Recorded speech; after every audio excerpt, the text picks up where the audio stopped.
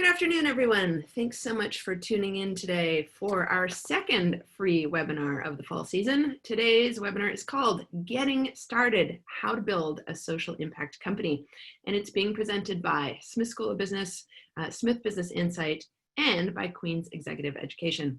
My name is Meredith Dalt, and I'm a business journalist at Smith School of Business in Kingston, Ontario. Before I introduce our panelists, I want to remind you, as I always do, yes, this discussion will be recorded. You will be receiving a recording of today's webinar in your inbox in a couple of days. And I will also remind you that if you want to ask a question, and I hope that you will, to use the Q&A button at the bottom of the screen. We will have some time for questions at the end, and I really urge you to mine the brains who are making up today's panel discussion, because they have lots of great insights, and please take advantage of that by asking some questions at the end, or at any time. We'll get to them at the end. We have 4 guests today for our discussion, all of whom have a connection to Smith.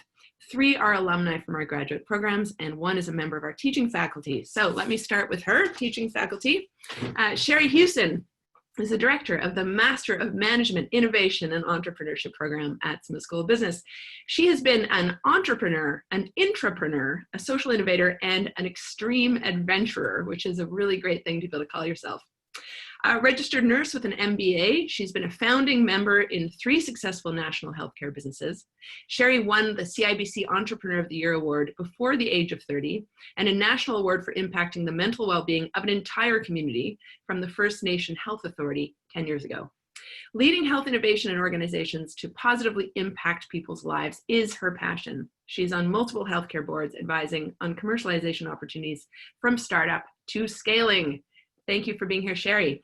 And now to our alumni. Hakeem Subair is the CEO of 1 Million Teachers, Inc., an organization working with teachers to enhance students' learning outcomes. He's also an adjunct professor at the School of Business at St. Lawrence College in Kingston, as well as a student advisor in the Master of Management, Innovation, and Entrepreneurship program at Smith. Nazaneen Qauomi is the CEO and founder of Gold of Afghanistan, a social enterprise that aims to empower women economically in developing countries such as Afghanistan through cultivation, processing, and marketing of premium saffron to international markets. And finally, McCrimmon is an entrepreneur who has launched several social impact companies. Chip co-founded Hero Hub, a charitable ecosystem that creates a greater social impact by connecting individuals to charities, nonprofits, and their opportunities. His newest venture is Falcon X. Have I said that properly, Chip? Falcon X, a company whose mission is to help landfills reduce their pollution by providing them with technology that captures, separates, and purifies greenhouse gas emissions. Thank you, all of you, for being here on this delightful fall afternoon. Thank you. All of your mics on, there you are. So you know what I thought I would do is start with Shari and then get to you guys for your elevator pitches on quickly what you do. But Shari, what I'm hoping you can start us off with is a little bit of a sense of what the key differences are in the day-to-day operations when you're running a company with a social impact mission versus a typical company, just to kind of set the scene. Yeah, the biggest difference is really the balancing of the funds and resources of the organization and the social impact, where there isn't that dissonance in a typical organization. Where in a social impact business, that is your biggest issue, is this emotional drain when you try too much social impact and you've run out of resources, and then you swing back to you gained resources and you're unable at times to build out the social impact that you want. So you've got this emotional dissonance at all times between social and financial requirements. And it is emotionally draining for staff, it's emotionally draining for the founder, and you need a much longer runway to be successful. Aha, and yet you 3, I speak to the alumni now, have chosen the social impact route, even though it may be tougher. I guess, okay, just briefly, tell me why you've chosen this route, I guess, and then I want to hear a little bit about your company. So Hakeem, why social impact route for you? I mean, just speaking from what Shari said, this is a dissonance you have to deal with. Even some of your people actually accuse you. You're giving away too much. But that's the core reason why you started what you started in the first place. For me, it was just something that I felt if I didn't do it, I would regret it for the rest of my life. So I just couldn't stop. I just knew I would regret if I felt that I had the education, I had the contact, I had the resources, not money now, but just, I'm in a uniquely placed situation to do this, also having the context. And I felt that it was kind of like a life's mission, so. And briefly for our audience, can you speak to what 1 Million Teachers does? Again, I'm looking for your elevator pitch, because I know each of you could fill an hour with talking about your companies, but give us the high level. So for 1 Million Teachers, our premise is, first of all, a lot of the challenges we have in this world is centered around education. If we can fix education, I think a lot of these problems would reduce, if not go away. And then if you look at all the leverage points that you could apply to enhancing education, teachers are very significant. So we are looking at how do we apply the least amount of effort to achieve bigger impact. So that's why we're focused on teacher education. We started initially focusing on Nigeria, and then gradually it has spread to the point where we support teachers from across 11 countries right now. Amazing. And it's online training, right? That you do? It's a blend, actually. The first stage is online, and then. Okay, amazing. With the goal of educating 1 million teachers, I presume. We're looking to 1 million teachers plus, 1MT plus. We think we're on the track to, yeah. Amazing. Nazaneen, I'm going to ask you the same thing. Why a social impact company? And then give us your elevator pitch. Why were you drawn to social impact? Well, it all started from where I come from. And where I was born. I was born and raised in Afghanistan during the war time. And I felt the pain and the suffering that people face on a daily basis. And so I was part of it as well. So like from a young age, I wanted to do something. And that something was always like trying to help or serve in a way or another. So I knew my path from a young age that I want to serve in a social cause, but I didn't know the name, the social enterprise and everything that we are coming right now. So that's how I ended up doing Red Gold of Afghanistan. Okay, so speak to us a little bit about Red Gold. Yeah, sure. So Red Gold of Afghanistan is a social enterprise. We try to focus on it saying it's a revenue-driven social enterprise that aims to empower women through cultivation, processing, and marketing of premium Afghan saffron. So for me, when I wanted to build something for the people in Afghanistan, I started dreaming of, like, for example, making a big hospital or creating an educational center and stuff. But what I mainly my focus was, and I realized that when people don't have money or they are not economically stable, so they will not have access to education or even healthcare. So there should be a way to improve their income. And that happens when in a household, a man and a woman work together. So that to raise their like finances, like always say, economically independent women can make like developed families, and the kids will go to school and have education and all. So that's why I focus on economical development and finding through a resource that is actually from the country, like from the resource of the country, which is agriculture, and something that is accessible to women and men in Afghanistan, and they can start their own businesses. Oh, fantastic. Okay. And Chip, you know what's coming. Tell us a little bit about why you chose a social impact route for your business, and then again, give us the elevator pitch, and I'll let you choose which of your many companies you want to talk to us about. Sounds good.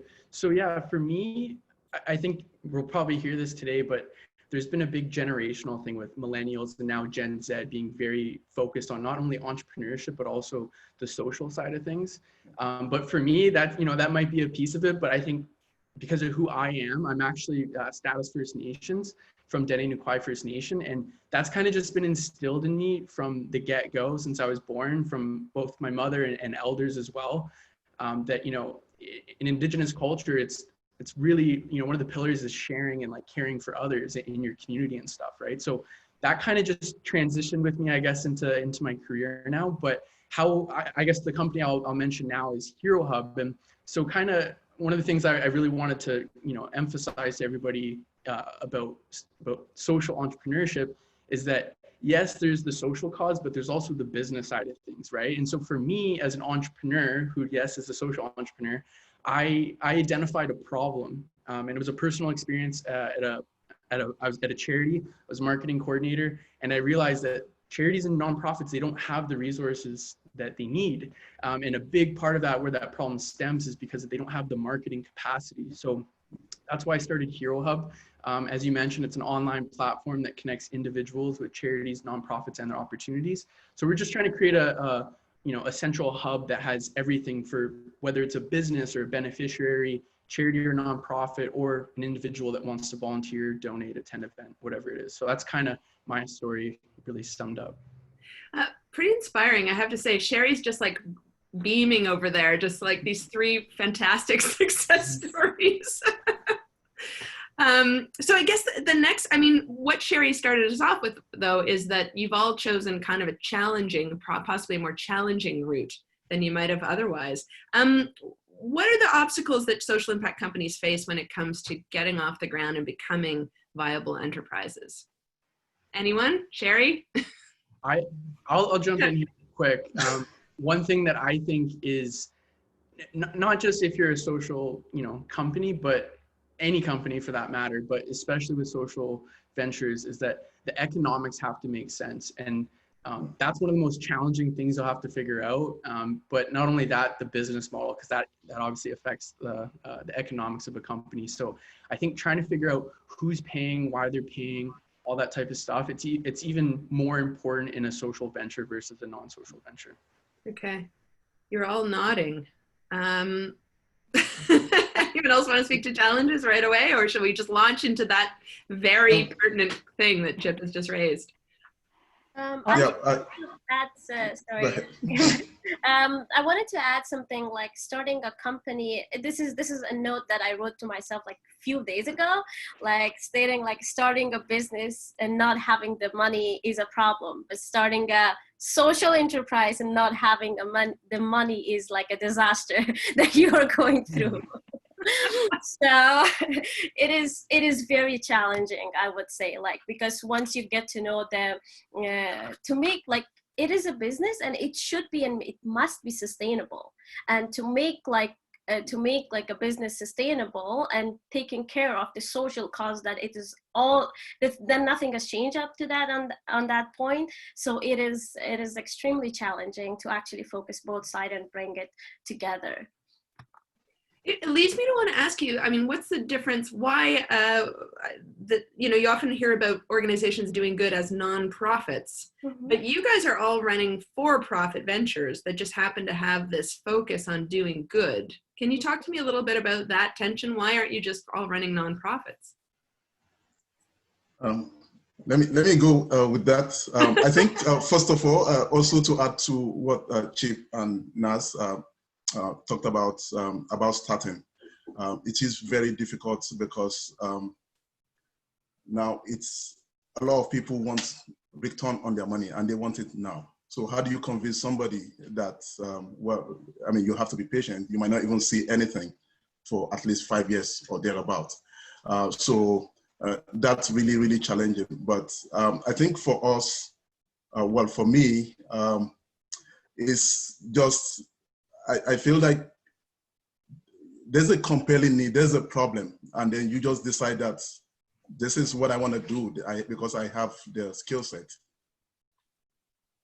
Okay, but what do you do about that money problem? Shari or Hakeem, do you want to speak to that? Go ahead. Okay, so there's the thing. You're telling people about the problem you want to solve. People want you to show some progress. How do you show progress when you don't have the resources to show progress? So it's like a chicken and egg question. For us, it was a very conscious decision. Should we be a charity?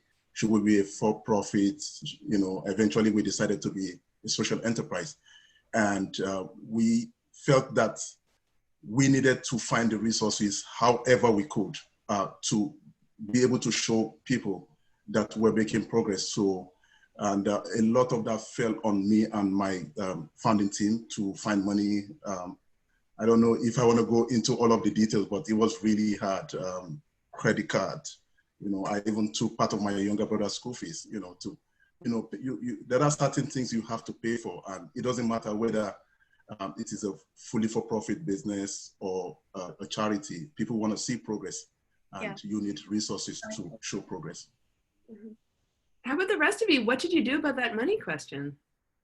So I'll jump in here. One of the things that I think, social entrepreneurs really need to, I think, hone in on that would solve and answer this question is bootstrapping. So, to me, I think whenever startups are mentioned, everybody thinks, let's go raise a bunch of money, right? But that's not how it works, especially with social ventures, right? So to me, that's the route we took with Hero Hub and now with Falcon X, is that we want to bootstrap things until we have that traction, until we kind of figure out, what's the firm direction we're going, because as everybody can probably mention is that, there's a lot of pivots with what you're doing. And I'm sure with, my colleagues here that there's so many different ways you could take your venture, but it's knowing which is the best way. And in order to get that investment in the future, if that's what you want to do, you need to kind of figure out what the direction is. So I think that's really integral.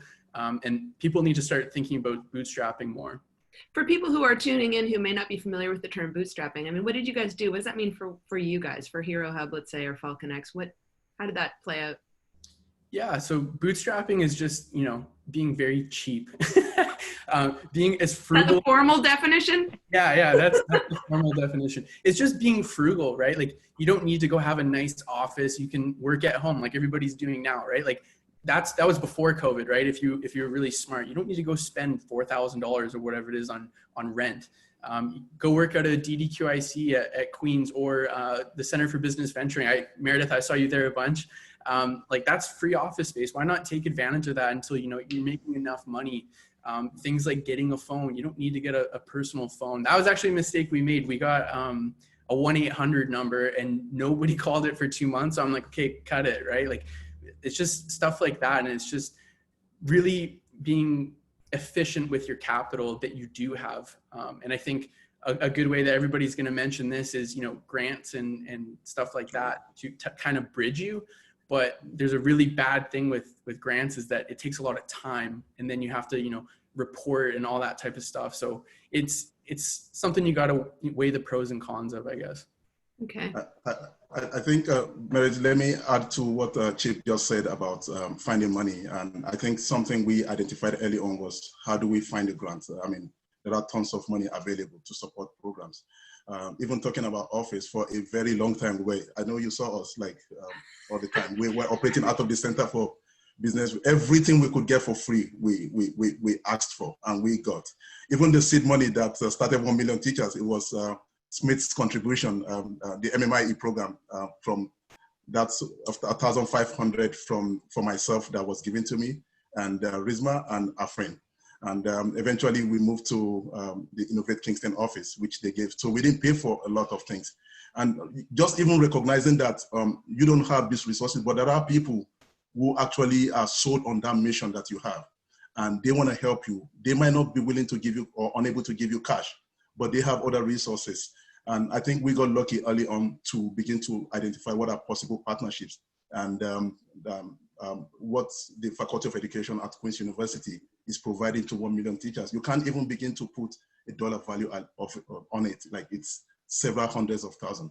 So even finding all of those things, it doesn't matter. As long as you get the work done, where the resources come from, well, I mean, nothing unethical, right? So, but that's really looking at all ways. So, and we found grants, we went into pitch competition. So the caveat that I have, which Chip mentioned just now, is grants. Some people become, if you're not careful, you become a grantpreneur or pitchpreneur. Like, all you do is going from pitch competition to pitch competition, telling story and not actually doing the work that advances the cause of the organization. So it's a very delicate balance. And these things actually take time, and they can be very distracting to actually running the organization. Oh, that's a good word of warning. I want to jump to Nazaneen. And Shari has really, I need Shari to speak as well, but Nazaneen, while we're on this question of, like, how did you get your money? I mean, how much money are we talking about? Are you guys willing to share? How little money did you start with? I mean, how did you do it? Nazaneen, share your story quickly. I started with the first 10K that we received from Quixie when we won last summer.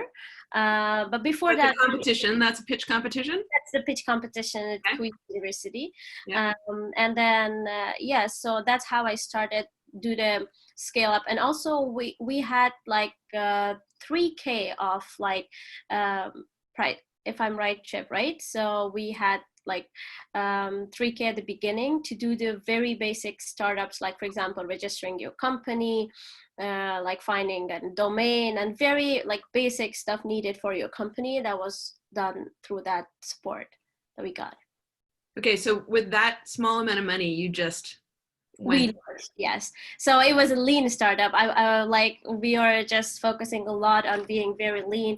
As Chip said, very, very cheap on starting, like you're not going a lot, like for example, working from home. Like what I focus is basically work to be done. Don't matter. It doesn't matter. It is late night or early in the morning or where you're sitting at is. So you have to have that focus and mission and the drive to work. So. Okay. Amazing. Thank you. Shari, you've been waiting so patiently. Tell us everything. I just wanted to comment on the funding and the difference also between not-for-profit and social enterprise. Yes, please. And so the not-for-profit organizations hyper-focus on obviously fundraiser donor money and government proposal-based money. If a social enterprise can figure out the right business or revenue model, they can grow through operations, through the sales in their organization, if they get that right revenue model. So there's lots of pivots for that social enterprise until they land on something that brings in enough operational funds. And so like any startup, a social enterprise can grow based on actual revenue and sales, where a not-for-profit mission-driven company does not have that model at all. They are fully funded by people willing to give them money. Most not-for-profits spend majority of their time raising funds, and a team delivers on the social mission. And 100% of funds stay in that trying to serve the social mission. A social enterprise, the reason people choose to do that is the funding that they raise through all the ideas that these guys have come up with, plus their operations, they can focus majority of their resources on two things. So not-for-profit, it's directly on the mission, 100%, crank all the money right back in on the mission. For a social enterprise, it's on serving the social mission, and secondly, growing their business, because the more that they can grow the business in operations and sales, the more social impact they have. So a social enterprise has an opportunity to grow much bigger than a not-for-profit constrained by fundraising only. And that's the difference of choosing which model you want to go with. And it is a significant difference in how you operate, which was one of the early questions you'd ask is what's different in how you operate. I also want to mention one other obstacle in the social mission space that people don't often think about, and it is the suspicion. I hate to say that, overcoming suspicion. So even if you're a not-for-profit, there's a lot of suspicion in the world on whether your funding is actually going to the mission and how much percent is going to you and or someone else, as we just saw in the We organization. The second piece around for a social enterprise is people then are nervous or suspicious of, again, where is the balance of my investment money on social impact and making profit. And so there is a significant amount of that has to get overcome, even for proposal writing, for grants, for pitch competitions. And that obstacle alone, if people don't recognize it's there, will often stumble them up as they're trying to raise funds. Thank you. That was wonderful. Anyone want to respond to Shari? I mean, are these things that you had to think about as you guys were launching, or? I think Shari just hit the nail on the head. I think really good piece of insight right there was that, and this is kind of why Hero Hub didn't go the nonprofit or charity route. We wanted to go the for-profit route is scalability, but also sustainability, right? And so I think the biggest difference between, you know, a for-profit and a nonprofit is that a for-profit focuses on like the product or service it's providing versus a nonprofit that kind of just focuses on the service, right? So it's a lot more product development, I would say, on the for-profit side. Okay, anyone else want to jump in? Hakeem? Yeah, I think, and that also determines what kind of investors you're attracting, because there are certain investors who really are aligned with what you're doing. So that is really, and then when you look at the profits part of it, we took a conscious decision that what if we said we were a not-for-profit, and you know, most of what you're doing is, it has to align with whoever is funding you, and then all of a sudden you're doing this program and their priority changes, then like, you know, you die. So we didn't want to, we felt our mission was way more important for us to be controlled by any one organization or group of organizations. We wanted to operate in a way that if those fundings came, we will stand. If they don't come, we will still stand. But we wanted to have operational control and be able to direct, determine what our mission was without that constraint. So that was one of the reasons why we went this way. Okay. In terms of sustaining and growing your businesses then, you know, I guess from a financial standpoint, I mean, you all talked about bootstrapping, you're taking your brother's education fund to start your company. How does he feel about that, Hakeem? But what options are there then to really grow? I mean, are the same options available that for you know, traditional businesses? Is angel investing still a thing? What point are you guys at with your businesses in terms of bringing in money, and where's it coming from? So for me, I think primarily you have to make sure that you have a good product, and that your product has, I mean, just like a typical business, there has to be strong product market fit. There's a problem you're trying to solve. Are you actually solving the right problems? And the solution that you have created, products and all that, as a result of identifying that problem, are they actually doing what they are intended to do? If you are, and you're providing huge value to the people you're trying to serve, then the revenue will come. And ultimately, the idea is for the revenue to fund the operation, not for you to continue to raise money or for you to look for grants. So we kind of are always looking at like what product that we're designing and what product we're offering. How do we monetize this product? How do we ensure that the cost of creating this product and maintaining it, we get way more revenue than what we're spending to. So just picture yourself as a typical company that has to sell something at a particular cost, but you make a margin so that you can plow back into the organization. The only difference now is not because you only want to share the profit with the shareholders, but to enhance the mission to serve more people. And like in our case, we looked at the various stakeholder groups, apart from the teachers that we're serving. Some of them can pay, some can't. So how do we find organizations that are aligned with our mission to say, hey, please sponsor these teachers? And we have that, some organizations that are really, really aligned in that area. So finding the revenue part and the partnership, I think, is really helpful. Okay. Anyone else want to jump in? Nazaneen? Yeah, I really agree with what Hakeem says. So when we are having a social cause or a social enterprise, we should not be in this misunderstanding that our cause will be the reason for our sales. So we should have a premium or a product that itself stands out, like the value proposition is in our product. So that you say like, okay, for example, if you want to introduce a healthy, like for example, for my case, if I'm introducing saffron, so I'm making sure this is the best quality saffron. This is something that is premium, and this is something that you really want to try and have the flavor, taste, and everything that you really wish to have. So that is, and plus, so this product will help this cause. So it means like there should be like people not only drink like healthy drinks just because it is healthy. They want to make it sure it's delicious as well, or it's tasty as well. Just it's like like that. So the product should be viable. The product should be like the best product that you're producing, if it's a service or it's a product, so that that will make your, so thinking of your social enterprise is just like a business. You have to run it, and you have to be like professionally in the business area, so that it could help the cause that you're serving. Right. We got some nodding. I want to Chip. Yeah, Chip. jump in right here quick. So I think exactly what Naz and Hakeem said, bang on as well.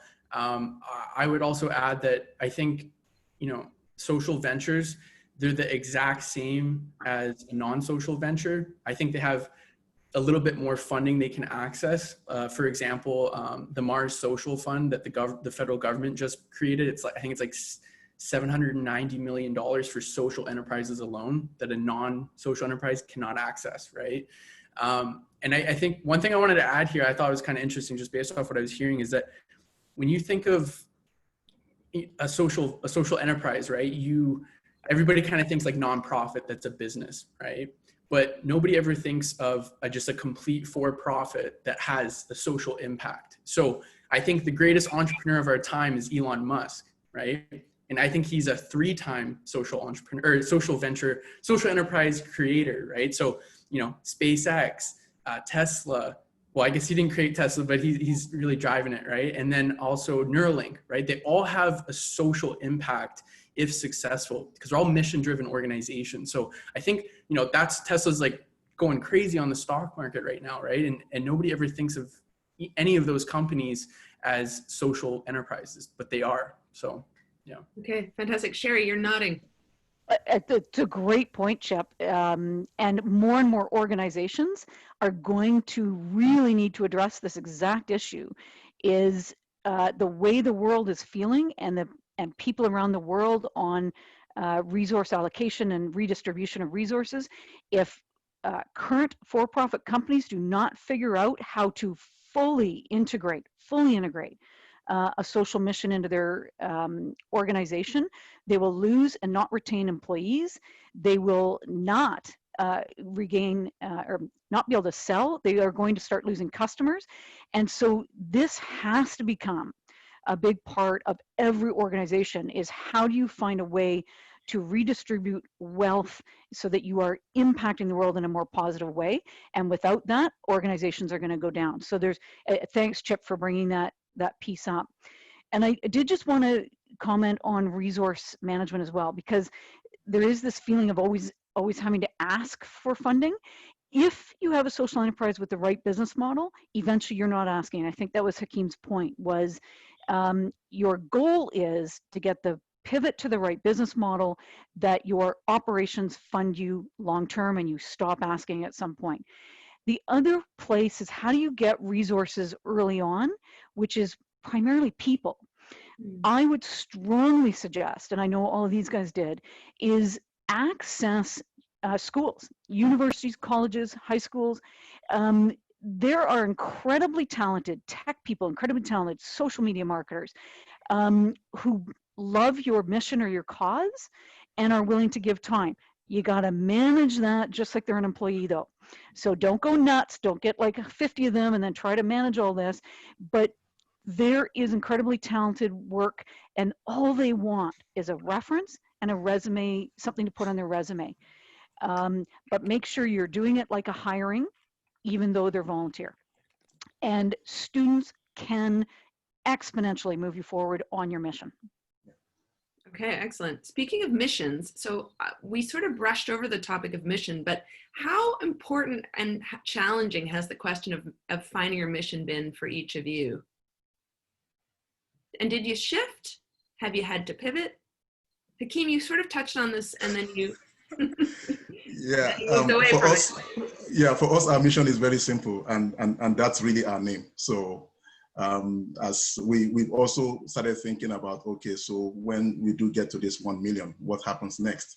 But I think the mission is very important because it helps you to attract the right kind of people to join you in this cause.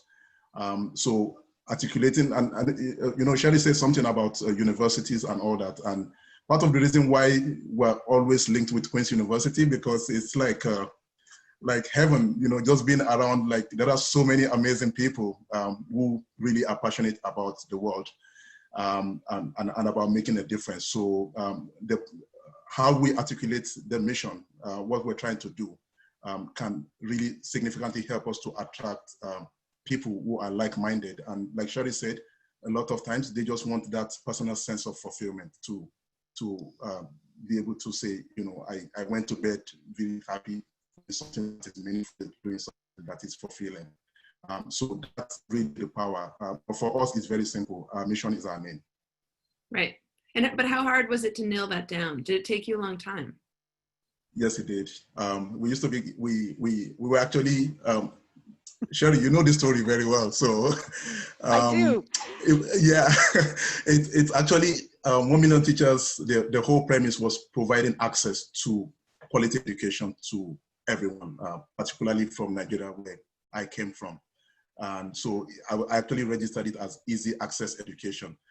So around the time 2017, when Canada was celebrating 150 years, so I wanted to support kids, and I had a very interesting conversation that kind of took me back to the fundamentals, which is teacher education. And I went to Shari, and Shari, I'm changing my project. And she said, okay, Shari will always support you anyways. So that's really how it started for us. So we used to be called Easy Access Education, but the name 1 million teachers was actually suggested by somebody else. And I remember when he said, why can't we trade to 1 million teachers? And it hit me like a thunderbolt, because I didn't even have a response to it. But I went back home, kind of reflected on it. I was like, yes, why not? And that's how the name started. And this is something that we don't talk about a lot. People see maybe someone like myself. I'm actually the face that most people know about 1 million teachers, but there are so many people whose contribution you don't even see, that really has helped to shape what we are right now. So many amazing people, joined us in different parts of this journey. So. Okay, thank you. How about Chip, Nazaneen? How about your own experiences finding mission, tweaking your mission, pivoting? Any experiences there that you want to share? Or did you just wake up one day knowing what you were going to do? I think for me at least, so like Hero Hub's had to answer these questions, 2 different answers, right? So with Falcon X, we're a clean tech company. It's pretty obvious what we're trying to help, which is, solving climate change. And, some quick statistics for what we're trying to solve is that I think it's like 20% of Canada's methane emissions come from landfills, right? And methane is 25 times more harmful than carbon dioxide, which everybody thinks carbon dioxide is the big bad guy, right? But it's actually methane. So, for us, it's pretty obvious. Like, we're trying to solve climate change, and how we're doing that is through landfills, anaerobic digesters. So that's like cow manure and stuff like that. And then wastewater management plants, right? So it's pretty obvious. Same with I'm a big Elon Musk fanboy.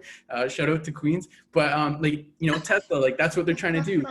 SpaceX, they're trying to go to Mars so that, humans have 2 planets to increase the odds of our lives, right? So, but with Hero Hub, it's a bit different, because it's been, I don't want to say it's been hard to know what the mission is, but I kind of created the mission to be very open-ended in a sense, right? So that, in the future, somebody that comes onto the team, if they have an idea like, oh, I noticed that there's all these grants, but there's nowhere, no central location for grants for charities and nonprofits, right? Yeah, sweet, that helps impact the ecosystem as a whole, right? Whereas with what we're trying to do right now is just connect volunteers and donors and event attendees together on one central location, right? So, the mission of what we're trying to do is we're trying to centralize the charitable ecosystem in a sense, right? But there's so many different ways that you can solve that, right? Right, but did it come to you easily? I don't know. It's a hot potato. Yeah, jump in. Mission. I've got a mission. I'm going to say it didn't come easily. Uh-huh. No. Naz's came easier than Chip's. Naz, tell us about yours. Well, I would say like the first answer is like, no, it didn't come easy. Yes, it might be like comparably easier than other, but for each person, that struggle is real, and that pivoting is real. Like, you come up with new idea one day and then suddenly you have to change it because you see it's not realistic. And for me personally, about Red Gold of Afghanistan, when it becomes solid, my vision and my mission and my why, when I had the chance to travel to Afghanistan last year just for 1 week, and I had the chance to really meet the people or the women that whom I was talking to over the phone, and I saw them in practice, and I see that what they are going through. And even though, like, for me, if I do a little bit more work in this side of the world, there will be a big change in that side of the world. And so that is the drive. That is the drive, and that my mission become like, I have to do this. Now, like at night, I know that, like, I know exactly what that person is going through. So that's how, like, that is keeping me working on this. Okay. And, Shari. and I just want to, on top of Naz's point there, is what Naz really was describing there for the audience is when you completely understand that problem, the problem really well, you feel it so deeply, and by Naz going there and full empathy, full observation, fully feeling what those women were going through, and when you can relate that closely to the problem, your mission actually can go around, have multiple pieces to it. Your business model can have multiple pieces to it, but it's that once you have the core of the problem, not necessarily the mission, that core problem really understood well, you're good to go. And how do you dig in and really understand the problem really well? Exactly what Naz did. Right. Live it, breathe it, feel it, observe it. It's the empathy piece. And asking why does this happen? Why is this existing? What is causing this to occur? And all those whys, the answers to all those whys are possible solutions can come out of each of those. Yeah. Right. Okay. I want to get to some audience questions because we've got some great ones coming in, if that's okay. First one, is profitability a major focus for social enterprises? I'll jump in. So I think Shari actually taught me this. So there's a little saying, profit before purpose, right? And that kind of just stems from the sustainability piece that, yes, you're a social enterprise and like 1 million teachers are trying to educate a lot of potential teachers and then they educate others, right? So like it's all about sustainability in the sense that you can't get to 1 million teachers unless you're sustainable, right? Same thing with Hero Hub. You can't have the reach that you want unless you're sustainable, right? So you really got to focus on the profit first. And I think that's a huge misconception with angel investors, venture capitalists. Everybody thinks about social enterprise in a very negative way. There's a lot of stigma because they always think, all they care about is the purpose, right? And it's like, if that was the case, we would be a charity or a nonprofit, right? So I think, and that how you solve that as an entrepreneur yourself or an employee of a social enterprise is how you frame your company and how you communicate it to others, right? That yes, we care about profit, number one. And then if we're successful in that sense, then we're going to have an impact with our purpose, right? Right. Okay. Great answer. Inspiring. Anyone else want to take a stab at that, or shall I launch into the next one, which is, wait, was that a yes? No? Should a for-profit social enterprise aim for a lower level of profit than typical company? Similar. Chip's got a decisive no? No, never. No. They should even for more profitability. The more money you make, the bigger you can grow, yes. the more you can plow it back into that social mission. Right. You want a product and a business model that is going to escalate you. And Hakeem and Nazbo spoke to that. It's that product or service, whatever it is you're selling, has to be just as attractive as anything else in the marketplace so that you can grow and impact more people. It sounds like there really is a misconception that seems to permeate everything, which is that somehow if you have a social goal, you must surely be doing it with no money. Yeah. Anyway, Chip, sorry, Chip was going to speak too. Yeah, I'm fanboying again. Sorry, but like Elon Musk, right? He's trying to transition us from fossil fuels to renewables, right? And how he's doing that is through making money, right? He's got to sell cars. I pre-ordered a Cybertruck. I'm not ashamed to say it, but like they're so focused on profit, right? And if they're successful by making a ton of money, they're gonna have a huge impact socially. Yeah. Right. Okay. And I think there's that tendency for people to come up with something that is substandard just because we're trying to help. And I think it's not a good place to be, thinking that you would attract help just because you're trying to help. No, making sure that you providing value that is way beyond the price that you're charging. I think it's the way to go in terms of helping you to grow your revenue and to achieve your mission. Okay. Yep. Thank you. And I think sure. what Chip was mentioning there as well is that comes back to my overcoming suspicion piece. Is one of the obstacles. It's not just suspicion about social enterprises or not-for-profits, but it's also what Chip was just mentioning is in your messaging, it's overcoming the thought process that an angel or a venture capital or a philanthropic person is feeling about whether you are focused on a great, profitable, sustainable business model. Okay. That's your message. You've got to get that message out first. Well, then to this question from an audience member. You guys mentioned being as frugal as possible. So my question is, how do you handle donor fatigue? Isn't it exhausting, always asking, maybe even begging for things for free from your networks? So I think that's the misconception right there is the word donor. Social enterprises aren't charities, right? They're businesses. So you don't have a donor, you have a customer.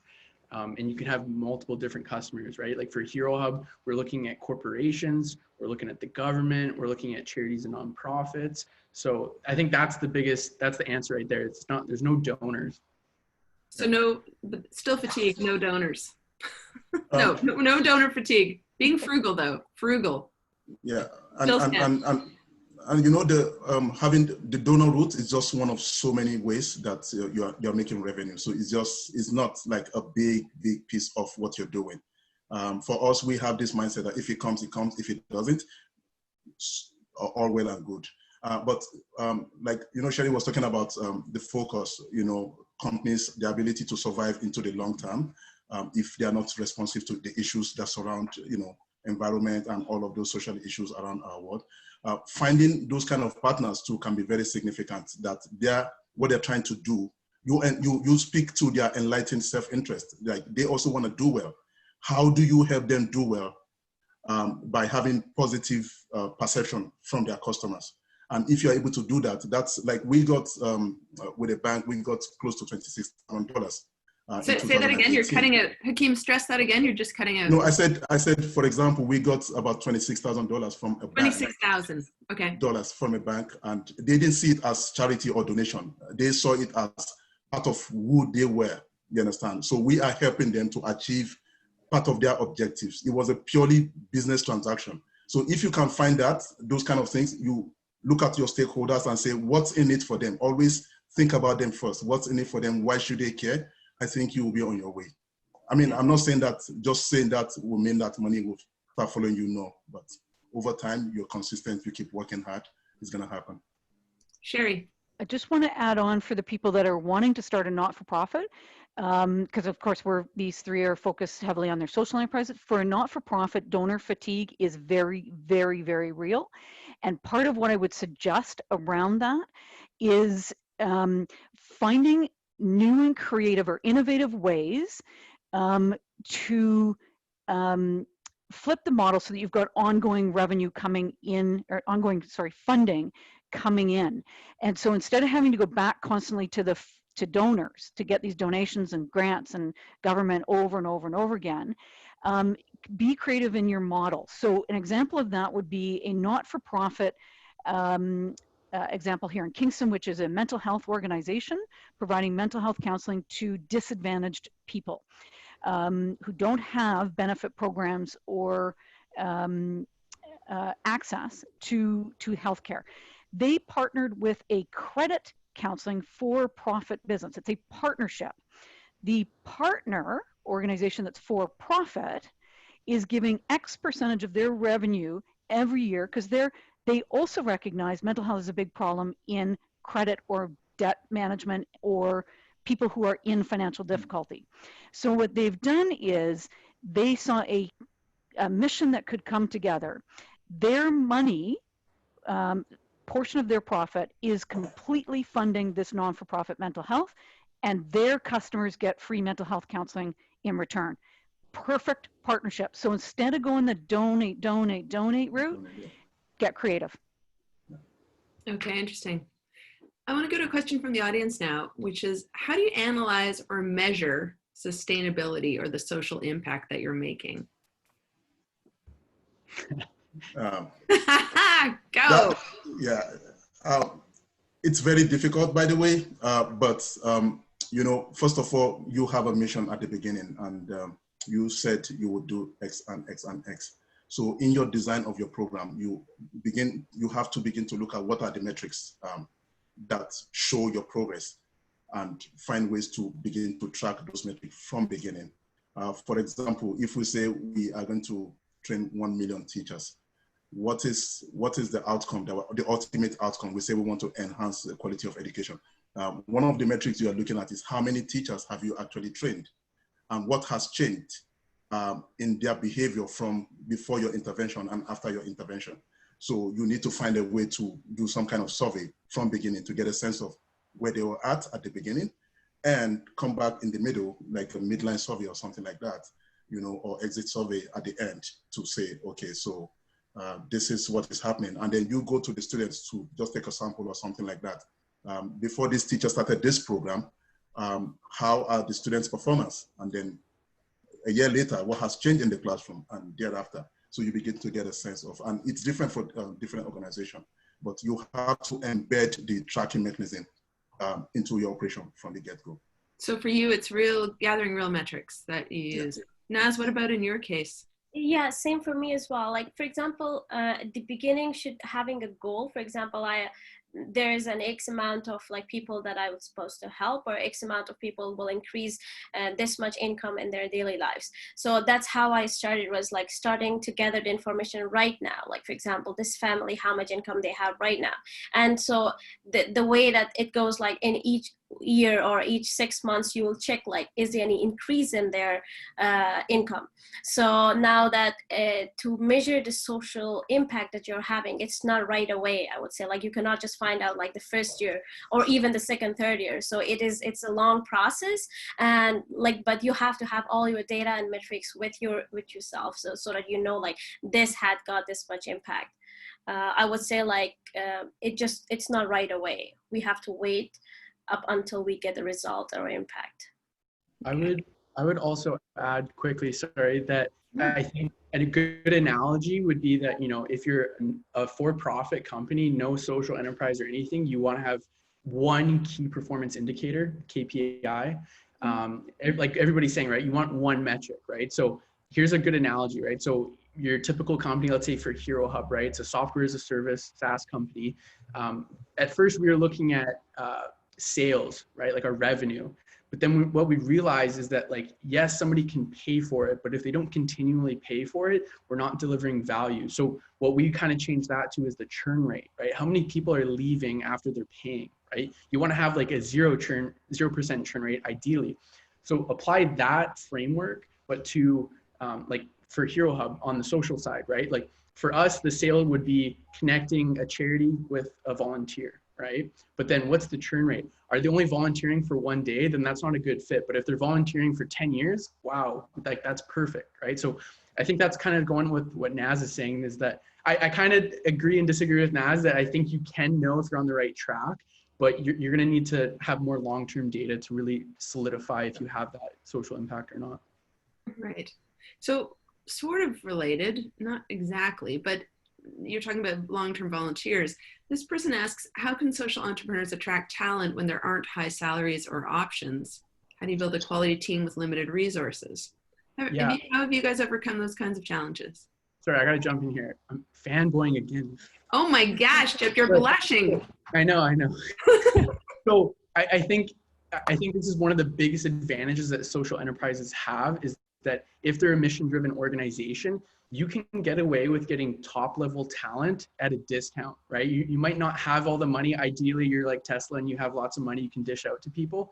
But when Tesla first started out, they didn't have the top, or they did have the top talent, but they weren't paying them what they should have been paid, right? And so that's how a lot of these companies that are social enterprises, that people might not perceive them to be social enterprises, that's how they attract the top talent, is because of the mission-driven thing. You know, yes, people need money to pay for the food on their table and the roof over their head, but I can guarantee you 99% of individuals would rather work towards something that's going to have a social impact than something that isn't. So I think that's a huge advantage that social enterprises have, and you need to take advantage of that. And I think Hakeem was mentioning this earlier with partners, right? I always joked about this when I was a master's and undergrad student. I would always pull the student card out, like, oh, I'm a student, like, help me out with this, right? I would pull the social enterprise card with Hero Hub, right? So it's all about your messaging and communicating that mission. Okay. And I think beyond attracting them though, when, you know, what kind of environment are you creating? Remember, the people who are usually most attracted to this social mission-driven organization also are people like yourself, and you'll be surprised that they have their own ideas about how things should work. You want to create an environment that makes them to really thrive and to live the life that they want, even though you're not providing money, but they get excited to want to come to work every day in a way that you don't stifle their creativity, their excitement. So you just get out of their way. I think for me, I focus on shared vision. Like, do you understand the core of what we're trying to do? Are we on the same page? How we go about achieving or doing certain things, it may be completely different. But what I see is when you've properly shared that vision and it's aligned with what their own values and objectives are, you would arrive at similar destination. And it's easy. They're just very excited. I have many team members who, I mean, for reality's sake, they have to take a job or two to keep going. And I tell you, they work more than full-time that other people are doing, even while working with 1 million teachers. And that's kind of how we've been surviving, keeping going so far, because they know this were in a marathon, essentially.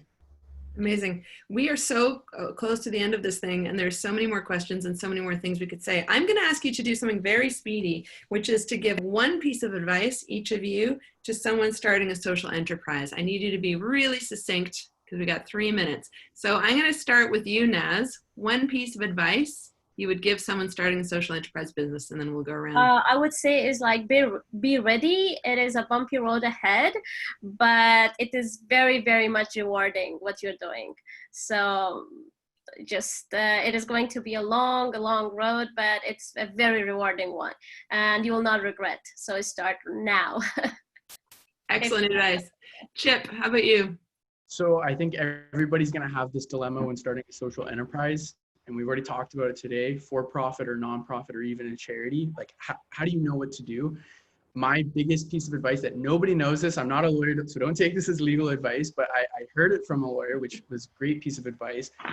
Incorporate as a for-profit first, because if that doesn't work out, you always have the chance of incorporating as a nonprofit and then a charity, right? But if you go nonprofit route first, I think it's impossible actually to revert to a for-profit model. So to me, you gotta get two kicks at the can versus one. So I think that's, if you don't know what to do, I think that's a really big piece of advice that I would give to my previous self. Super, that's really helpful. Hakeem, how about you? I would say you need to, first of all, look at yourself, look inwards, and understand your why. Because when the problems come, they will come, and it's a lot. And you go through all kinds of issues every day. What is going to keep you going? Are you going to abandon ship at some point? So knowing why you're doing this and being clear-headed as to what you want to do, I think is a starting point. You have to ultimately answer that question yourself. You need to know exactly why you're doing this. Yeah, that's what's going to keep you going when the times get really tough. Excellent, thank you. Shari, one last piece of advice that you would give? Of course, you teach whole courses on this, but do you have one? I am going to quickly wrap up some of the questions in there. Yes, data is critically important because you need to be able to celebrate your successes. 2, there is a Center for Social Impact at Smith School of Business, Queen's University. So you reach out to the EMBA student who asked. There's also Social Impact Center Toronto. They have unbelievable amount of resources and opportunities online and funding sources. And if you don't get a donor, there are multiple funding places that you can go to. And so reach out to Center at Queen's or the Social Impact in Toronto. They will tell you all the opportunities for finding other funding other than just donor funding. And any free or cheap platforms or social media accounts that you can access, use them. Do not create your own. If you can cobble open innovation into what you need to use stuff that's already in the marketplace rather than building your own. So somebody asked about Shopify. Yes, use it if you can make it work for the mission you're on. Hopefully I just wrapped up a few questions. Whew, amazing. Now, wait. That was amazing. Thank you for doing that. Sorry to everyone whose questions we didn't get to. This is what happens. They trickle in, and then they just hit like a wave, and you're like, we need another half hour. So sorry. You guys are remarkable. This is the moment where I need to promote a couple of things. So give me just 1 second. As we do every week, we like to promote the programming at Queen's Executive Education. They're offering lots of programs right now that might be just the right thing if you are, especially if you're working at home right now and want to do some additional education. So there's some programs coming up in their flagship leadership program is coming up soon, as well as programs in interrupting bias and in strategic planning and leading change. All of the programs, you can read more about them at the smithqueens.com/execed URL, which you'll see on your screen there. So I hope that you will check those things out and maybe take advantage of the kinds of education opportunities we have in these strange COVID learn from home times. Now, we are now back up and running with these webinars. They're happening every 2 weeks now through the fall. 2 weeks from now, we will be featuring a presentation from Smith grad Daniel Tish, who is the CEO of Canada, one of Canada's largest communications firms. And he's going to talk to us about building brand and reputation in a post-pandemic world. So that is Wednesday, note Wednesday, not Thursday, Wednesday, September 23rd at 1 o'clock. Watch your email inbox for more info. There'll also be information on the Smith Business Insight website. Shari, Hakeem, Nazaneen, Chip, thank you, all of you, for sharing your insights, your experience. You all have such interesting businesses, and I'm sure that you've been inspiring for our audience. So thank you so much for being with us. Shari, as always, a delight to have you part of our webinar. So thanks, everyone. Enjoy the rest of the afternoon. Thanks for our audience for tuning in, and you'll be getting a recording of this conversation in your inbox soon, so stay tuned. Bye. Bye, everyone. Bye.